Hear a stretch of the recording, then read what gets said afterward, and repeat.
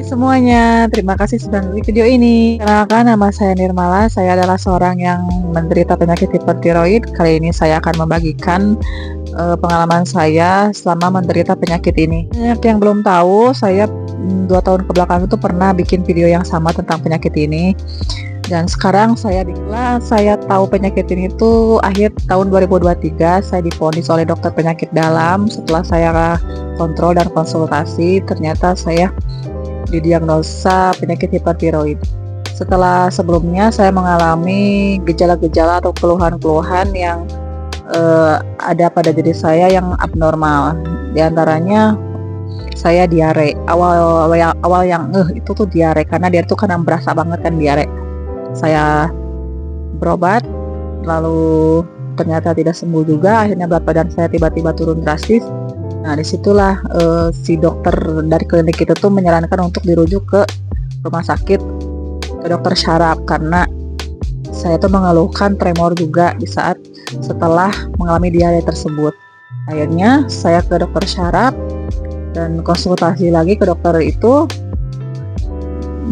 lalu menganjurkan lab darah, pengambilan darah, karena takutnya itu tremor itu dari tiroid. Dan setelah hasilnya keluar, ternyata memang benar saya mengalami hipertiroid. Dan setelah itu saya dirujuk lagi ke dokter spesialis penyakit. Dan semua orang yang belum tahu apa saja gejala-gejala yang dirasakan para penderita hipertiroid itu, diantaranya selain penurunan berat badan, tremor, merasakan kepanasan, ataupun juga capek yang berlebihan. Makanya orang anggap kita tuh ya kayak pemalas gitu. Dan emang itu nggak bisa dipungkiri ya, lelahnya tuh 2 kali lipat, bahkan 5 kali lipat lebih lelah jika tidak diobati. Dan juga yang saya alami itu warna kulit itu jadi berubah, jadi agak sedikit gelap, karena mungkin hormonnya tuh kan berproduksi dengan berlebihan, dan irama jantung juga berdetaknya juga tidak normal ya, terlalu berlebihan, karena metabolisme itu semuanya tuh berlebih karena hiper ya. Akhirnya ya itu memicu ke semua penyakit. Setelah vonis tersebut, saya langsung kontrol rutin setiap bulan, dan juga lab darah tiap 3 bulan sekali. Itu tuh untuk mengetahui kondisi kita per bulannya tuh ada perkembangan apa. Dan karena kan setiap bulan tuh keluhannya tuh beda-beda ya.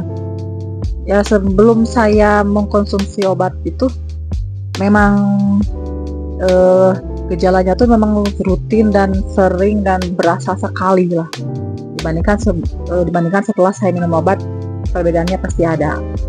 Saya setelah meminum obat itu rutin kan ya, dokter tuh selalu menanyakan tentang kondisi kita setiap bulannya bagaimana, berat badannya bagaimana, naik atau turun ataupun tetap, dan keluhan-keluhannya apa ya. Kita ceritakanlah ke dokter itu bagaimana keadaan kita selama 1 bulan itu. Ya, bila pun si berat badan ini tidak naik, ya dokter akan meresepkan obat dengan dosis yang naik juga, yang tinggi gilanya.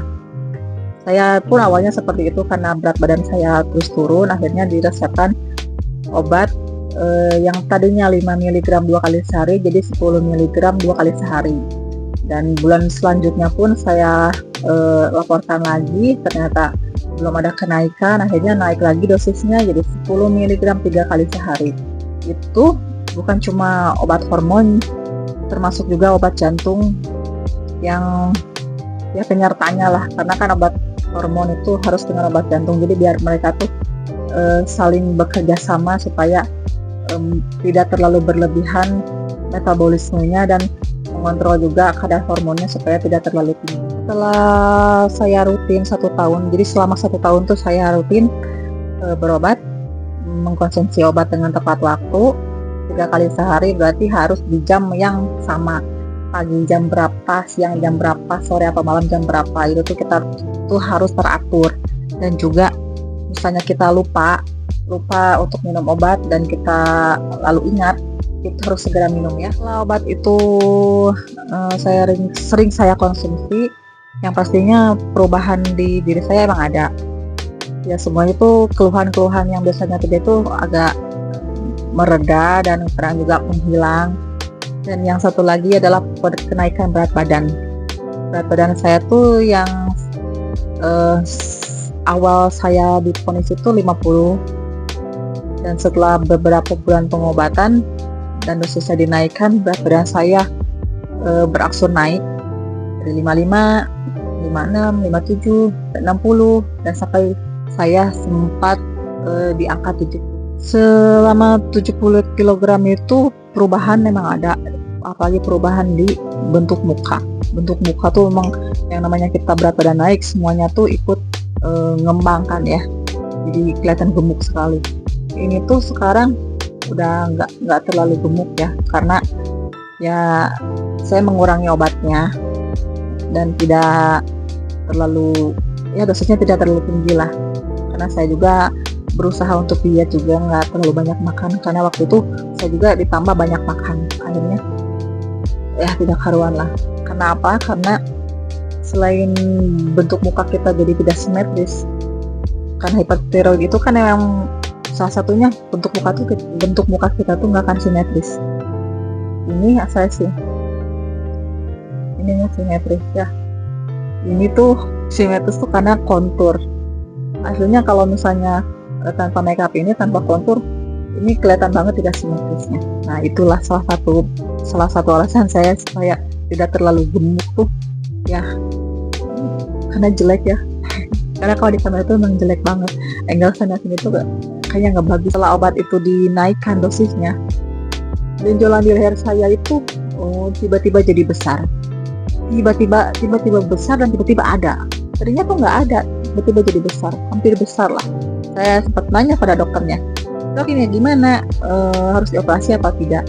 Dokter bilang nggak usah lah, karena yang belum terlalu besar. Ya, menurut dokter itu belum terlalu besar, tapi menurut saya itu besar sekali. Ya, akhirnya ya udah saya jalanin aja, menurut aja apa kata dokter. Ya masa kita mau operasi sendiri kan nggak mungkin. Nah, setelah itu berangsur membaikannya, gejala-gejala juga mungkin mulai berkurang, malahan ada yang tidak ada lagi. Ini gejala-gejala yang si tremor itu, yang capek itu berlebihan tuh udah mulai berkurang, nggak ada. Akhirnya diturunin lah dosis dari si obatnya. Setelah dosis obatnya diturunin, si benjolan tiroid ini tuh berangsur kempes sendiri. Itu enggak ya?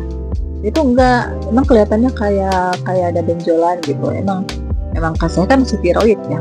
Tapi ini enggak seberapa dibanding saat kemarin saya minum obat dengan dosis yang tinggi. Jadi karena kan sebelumnya tuh nggak benjolan juga keluar. Setelah obat itu rutin saya minum dan dosisnya tinggi, jadi keluar. Tapi ini enggak.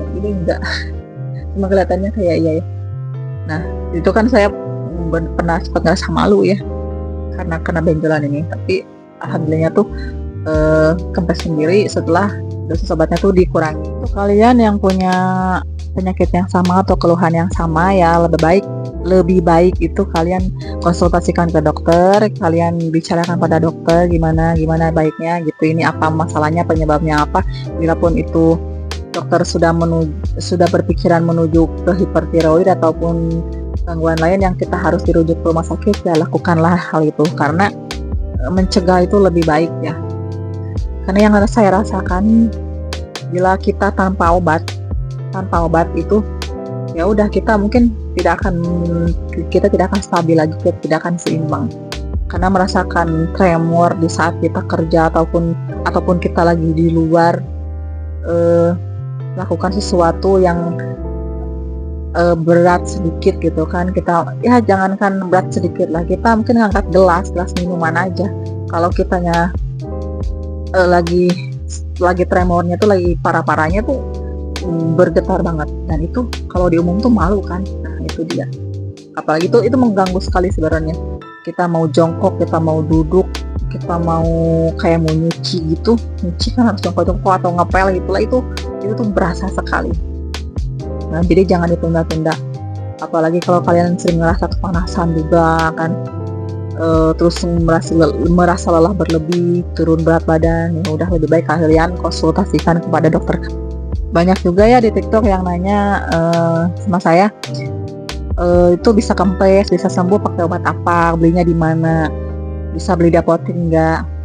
Saya jawab enggak, karena kalau obat itu bisa dibeli di apotek dengan bebas, saya nggak usah bolak-balik kontrol ke rumah sakit. Karena memang nggak ada, karena memang ada, cuman susah karena harus memakai resep dokter. Susah, itu tidak dijual bebas obat itu ya. Kecuali kalau obat jantungnya itu memang ada. Tapi untuk obat hormonnya itu harus memakai resep dokter. Oke, terima kasih kalian semua sudah mau mendengarkan ocehan ini dan mau ngeklik video ini, menonton sampai habis. Saya ucapkan terima kasih. Semoga ilmu ini itu bisa bermanfaat bagi kalian, pengalaman saya ini bermanfaat bagi kalian. Dan bagi kalian yang punya pertanyaan seputar penyakit ini, boleh ya diketik di kolom komentar.